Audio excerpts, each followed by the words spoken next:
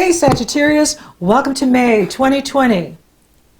Because your life feels like it's moving in reverse, not forward, it's wise to turn your attention to what needs review and recalibration or restarting. You may find a plan or a project that showed a lot of promise months ago but got lost in the shuffle or needed time to mature. Either way, dive in.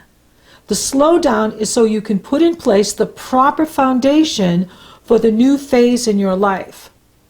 Take stock of how much you've accomplished and celebrate where you are, not where you're going.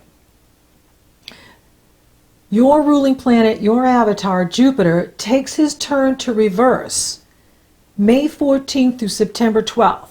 We have 3 planets retrograding here in May. And I see this as something that's helpful given that we're asked to quarantine, we're asked to social distance, and we're asked to stay home. So May is not the month to be out in the world and achieving and making things happening or traveling and doing the things what we like to do with our friends and so on. We can do it online. Have a Zoom party. Meet up on Facebook.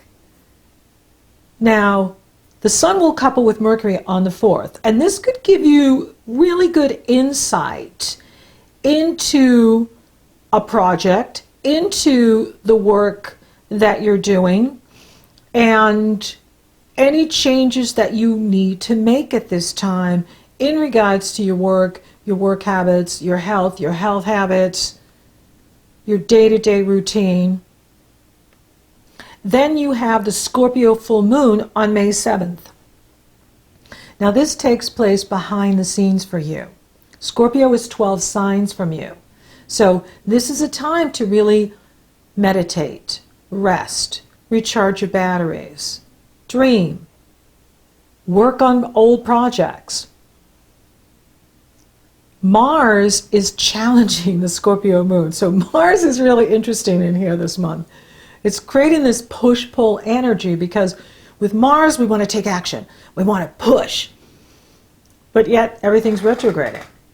Saturn's retrograding. Venus and Jupiter are retrograding.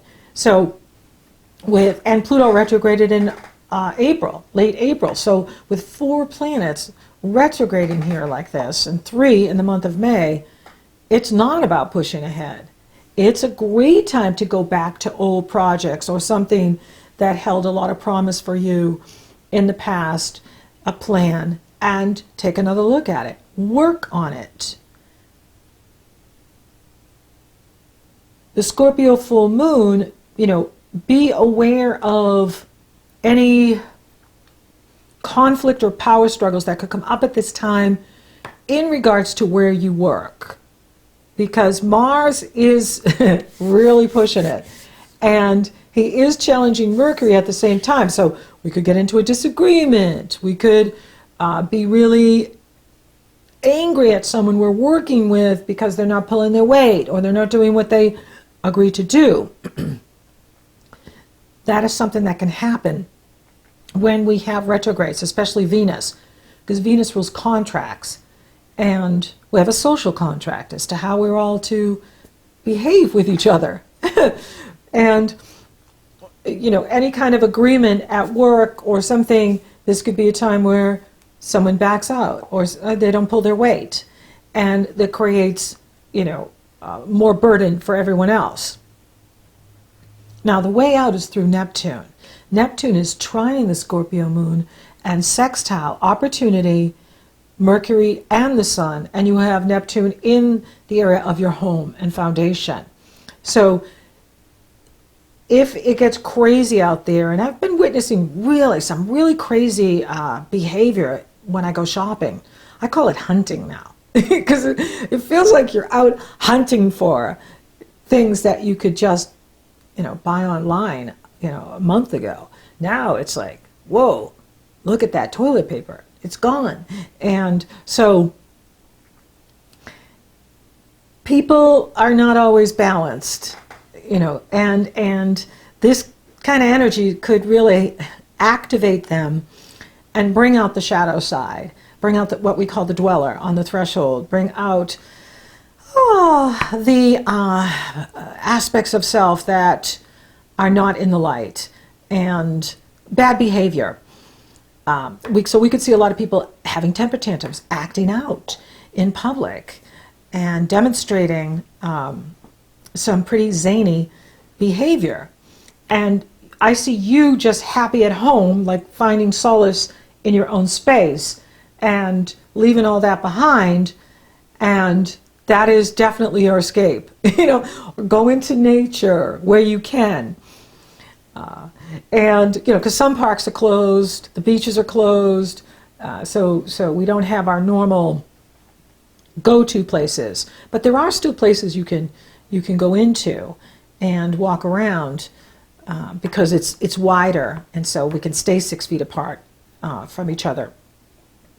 And do that, because with Mars, its energy cannot be destroyed, only transformed. We have to have a place to put that energy. The energy needs a place to go. And Mars is really activating both moons this month. The Scorpio full moon on the 7th, and then the Gemini New Moon on the 22nd, which is really interesting. So for you, the Scorpio Moon is about meditating, finishing projects, working behind the scenes, journaling, writing down your dreams. Your dreams could be very active at this time. Practicing extreme self-care, taking really good care of yourself, creating that life-work balance, which isn't always easy to do these days, and you know it. Then we have Mother's Day on May 10th. I want to give a big shout out to all the moms everywhere. Happy Mother's Day for all of you that have been home doing the cooking and the cleaning and the homeschooling. God love you. You are the best. And make sure you take the 10th to do something really nice for yourself. I know that's happening here in the States, but I wanted to shout it out to moms all over the planet because we're all in this together. And for the new moms or the pregnant moms, do something really nice for yourself. You deserve it. Then Saturn retrogrades on May 11th through September 28th. Mercury enters Gemini on the 11th. That's really good. Mercury is flying forward this month. And then Mars enters Pisces on May 13th. And that's going to put a lot of energy in the home with you. Then Venus retrogrades May 13th through June 12th, followed by Jupiter retrograding May 14th through September 12th. So especially over these next the 4 weeks, well, we're already in the shadow period with Venus, but when she retrogrades May 13th through June 12th, 17, yeah, it's a little over 4 weeks. That's the time to really evaluate what you love and value now, what's important to you now. Now for you, it's in the area of relationships. So this is interesting. Sagittarius, it's Gemini when it comes to relationships with you. So with Venus retrograding in this area, this is an opportunity for you to, number one, look at your own personal needs. Are your needs being met in your relationships? Now, when we say relationships, it can be work relationships, personal relationships, intimate relationships, casual relationship. It can be your customers, your clients. So this is an opportune time for you to look at your needs now in relationship. And are some relationships more trouble than they're worth? Venus rules what we love and value. She rules self-worth. She rules the worth of something. And she rules our money. So this is a time to evaluate your relationship with your money, your relationship to others, and if a relationship is more trouble than it's worth, it's time to let it go. When planets retrograde like this, the universe wants us to purge, to release, and honor what no longer serves us. If something is not working, don't pretend it is. And who we are now is very different than who we were when we started this year, or who we were last year. And that's another opportunity with Venus in this position of retrograde to evaluate, well, what do I love now? What do I really want now? What do I want in my life now?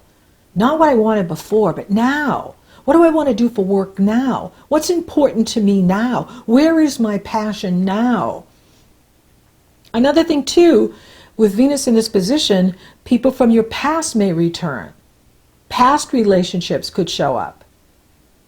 And that's an opportunity too, to evaluate those relationships. Now, we're doing everything online right now.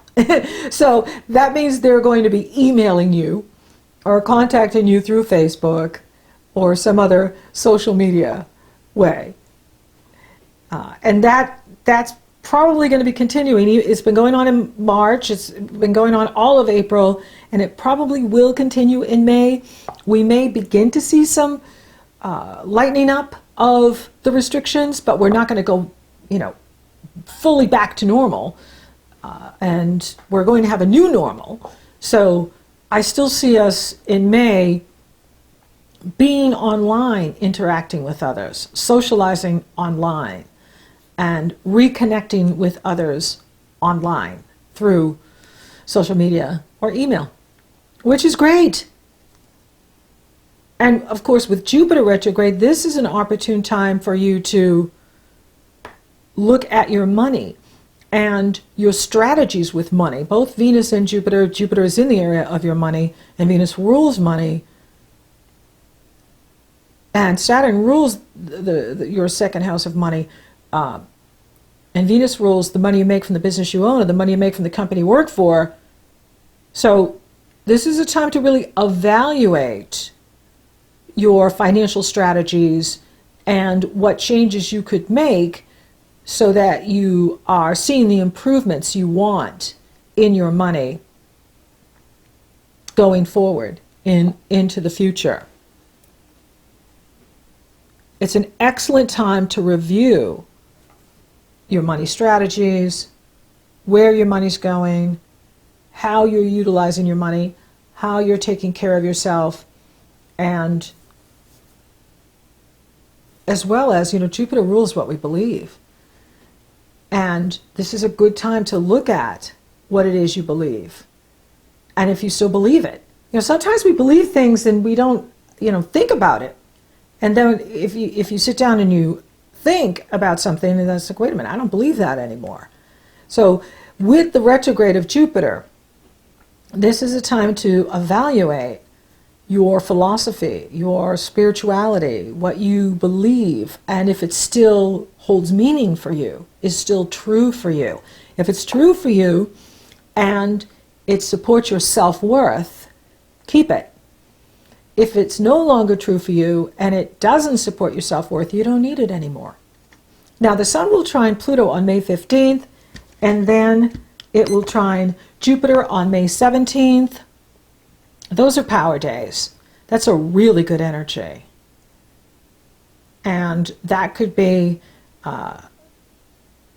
days where work goes really well, that you make more money with something financial could be happening with you, that finances improve, or you get some money through a project you've been doing or the work that you've been doing. Very good energy here for improvement in your finances and your self-worth. And could also be where you're being recognized at work for your contribution and your excellence in whatever you do by the higher-ups. Then the Sun enters Gemini on May 20th, and we have the Gemini New Moon on Friday, May 22nd, and it's Memorial Day weekend here in the States when we always open the beaches on Memorial Day weekend, but we probably will not this year. And that's okay, because it's better to be safe than sorry. And it's appropriate to And then Mercury enters Cancer on the 28th. So Mercury is flying forward this month. He's the only one. I mean, Mars is moving forward too, but now he's in Pisces, and he doesn't know what to do in Pisces. What am I doing in this water? Oh, I want to go home, and which he will, be in Aries soon. Has to go through Pisces to get to Aries.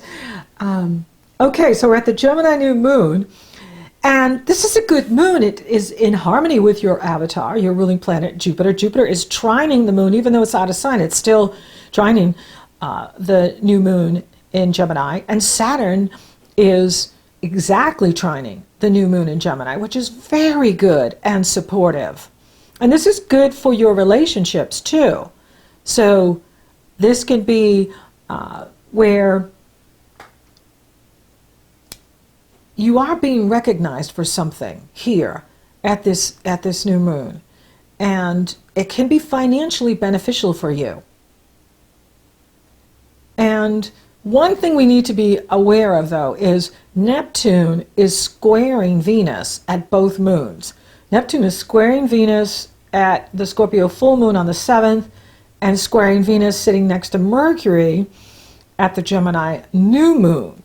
So we want to be careful with, I love the Nigerian prince, or the ones that want to Facebook with you, because you're their soulmate. You just need to send them $50,000, and then they can fix their broken arm and fly to you. If anything seems too good to be true, it is. If anyone is asking for money in order for them to love you, they don't. And we want to be, really taking our time with anybody that's got a get-rich-quick scheme. Any kind of, get-rich-quick scheme and any kind of shenanigans that could be going on with this Neptune, Venus, Mercury. And because with Mercury and Neptune, we can be forgetful, our thinking can be foggy, we can be distracted, and we're not paying attention, and that's when, the energy can get in and really test you with, are you listening? Are you paying attention? Do you really believe this? So if anything seems too good to be true, it is. It absolutely is. And don't be in a hurry for anything, because your patience will totally pay off here in May. That's a big message, is for all of us to just slow down, take the journey within, own your power, listen to who you are now, what you are now, what do you need right now. With Venus, it's about our personal needs, our financial needs, our relationship needs, and it's really important to honor who we are now given what we're going through. So if you're honoring who you are now and you're taking your time, anybody that's, up to no good, you're just going to kind of find it entertaining, and you'll stay clear of. And that's all you need to do. And there's blessings here because Jupiter is in harmony with the new moon.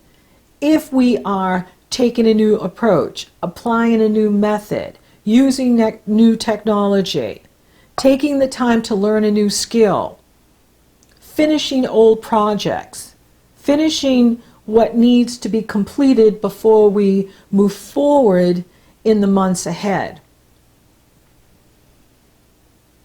And given that we're being asked to stay home, the retrogrades actually help us with that, because the energy, it's like the tides. When the tide goes out, you can't go swimming. You have to wait until the tide comes in. And right now, the tide is out. That's how life is. It ebbs and flows. And right now, it's ebbing in May. And that is actually helpful if we're not letting the Martian energy push us too hard. Now, with Mars, the best strategy with Mars is to just put it into a physical workout. Do something physical. Go for a walk, ride your bike, hike, lift weights, do yoga, do Pilates, or throw yourself into a project that has held promise for you months ago. That's an excellent way to be proactive with Mars. And stay optimistic, because when we focus on solutions, we get them. And just allow the energies to slow you down. It's okay to not always be moving forward. And tune your attention inward, because the journey is within here in May and the first part of June. So thank you for listening. Thank you for watching. Thank you for liking, favoring, and sharing my videos. Sagittarius, you are awesome. And thank you for subscribing. You totally rock. And if you haven't subscribed yet, please do. It helps to support the channel, and it lets you know when I upload. So until next time, Sagittarius, it's an interesting month. It's a good month. You're going to learn a lot about yourself now, who you are now. And there's a lot going on in the area of relationships. So pay attention to what you need, personally and with others, and see where it goes.